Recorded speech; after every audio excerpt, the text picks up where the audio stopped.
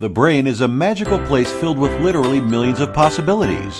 Have you ever wanted to know what the brilliant neuroscientists mean when they cite the word neuroplasticity and how it complements the new discoveries about mindfulness meditation? Do you know both mindfulness and neuroplasticity can work together to make a better version of you? Mindfulness and Neuroplasticity is the course for you.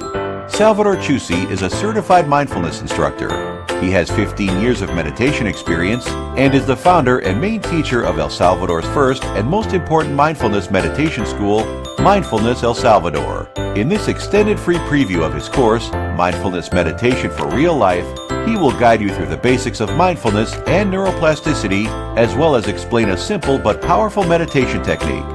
Full transcripts of every lesson are available for downloading, and you will have lifelong access to the course, the materials, and the practice.